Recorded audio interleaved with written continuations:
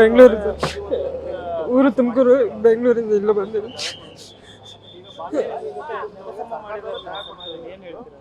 ಅವ್ರ ಮನುಷ್ಯ ಅಲ್ಲ ಬಿಡಿ ಸರ್, ಅವ್ರು ಮನುಷ್ಯತ್ವ ಇದ್ದಿದ್ರೆ ನಾವು ಮಾಡ್ತಿರ್ಲಿಲ್ಲ ಆ ಥರ.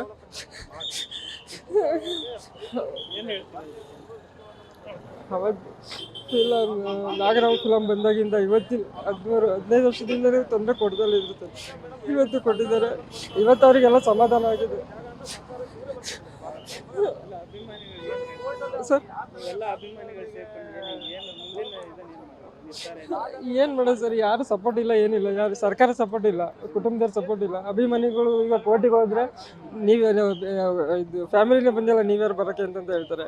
ಏನು ಮಾಡೋಕ್ಕೆ, ಯಾರನ್ನು ಕೇಳೋಣ ಹೇಳಿ, ಹೋಗ್ಲಿ, ಯಾರನ್ನು ಕೇಳೋಣ? ಸರ್ಕಾರನೂ ಇಲ್ಲ, ಇತ್ತ ಕುಟುಂಬನೂ ಇಲ್ಲ, ಯಾರನ್ನು ಕೇಳೋಣ? ಅವರೇನು ಮಾಡಿಲ್ಲ ಹಂಗಾರೆ. ನಮಗೆ ತುಂಬ ನೋವಾಗ್ತಿದೆ ಸರ್. ನಮ್ಮ ತಂದೆ ಹೇಗೆ ನೋಡಿದ್ರು ಅವರು.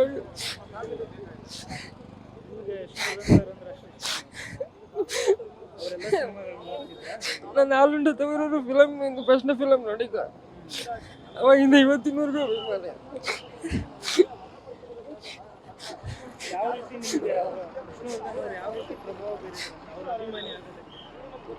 ಅವ್ರ ಸಿನಿಮಾಗಳೆಲ್ಲ ನೋಡಿ ನನಗೆ ತುಂಬ ಇಷ್ಟ.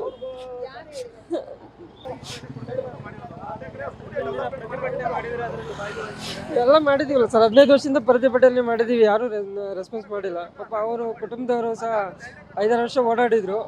5 ವರ್ಷದಲ್ಲಿ ಇವರೇನು ರೆಸ್ಪಾನ್ಸ್ ಮಾಡಲಿಲ್ಲ. ಅವ್ರಿಗೆ ಬೇಜಾರಾಗ್ಬಿಟ್ಟು ಮೈಸೂರು ಹೋದ್ರು. ನಮಗೆ ಇಲ್ಲೇ ಬೇಕು. ಇವಾಗ ನಮ್ಮದು ಇಲ್ಲಿ ನಮ್ಮ ಸಮಾಧಿ ಇಲ್ಲಿ ಇರುತ್ತೆ, ಬೇರೆ ಕಡೆ ಹೆಂಗೆ ಶಿಫ್ಟ್ ಮಾಡೋಕ್ಕಾಗುತ್ತೆ ಹೇಳಿ? ಅಂತ್ಯ ಸಂಸ್ಕಾರ ಆಗಿರೋದಿಲ್ಲಿ, ಅಂತ್ಯ ಸಂಸ್ಕಾರ ಮಾಡಿರೋದಿಲ್ಲ. ಎಲ್ಲರಿಗೂ ಅದೇ ಥರ ಮಾಡ್ಬೇಕಾಯ್ತು. ಇವರೊಬ್ರಿಗೆ ಯಾಕೆ ಅನ್ಯಾಯ ಮಾಡಿದ್ರು? ಎಲ್ಲರಿಗೂ ಹಂಗೆ ಮಾಡ್ಬೇಕಾಯ್ತು. ಮಾಡಿದರೆ 2009ರಲ್ಲಿ BJP ಸರ್ಕಾರ ಇರುತ್ತೆ, ಅವತ್ತು ಮಾಡ್ಬೇಕಾಯ್ತು. ಅವತ್ತು ರಾಜ್ಕುಮಾರ್ ಅವ್ರು ಸತ್ತಾಗ ಕುಮಾರಸ್ವಾಮಿ ಅವರು ಇದ್ರು, ಅವರಲ್ಲಿ ಮಾಡಿದ್ರು. ಅಂಬರೀಷ್ ಅವ್ರು ಸತ್ತಾಗ ಕುಮಾರಸ್ವಾಮಿ ಅವರು ಇದ್ರು, ಅವ್ರದ್ದು ಅಲ್ಲೇ ಮಾಡಿದ್ರು. ಇವರೇನೇ ಮಾಡಿದ್ರು. ಏನು ಯಾರು ಸಪೋರ್ಟ್ ಇಲ್ವಲ್ಲ, ಏನು ಮಾಡೋದು ಹೇಳಿ? ಈಗ ಇವ್ರು ಜಾಗ ಕಿತ್ಕೊಂಡಿದ್ದಾರೆ, ಏನು ಮಾಡೋದು? ಈಗ ಎಲ್ಲ ಮುಗಿದು, ಈಗ ಪಾತ್ರೆಯಲ್ಲಿ ಊಟ ಖಾಲಿ ಆದ್ಮೇಲೆ ಏನು ಮಾಡೋದು ಅಂದರೆ ಏನು ಮಾಡೋದು ಹೇಳಿ?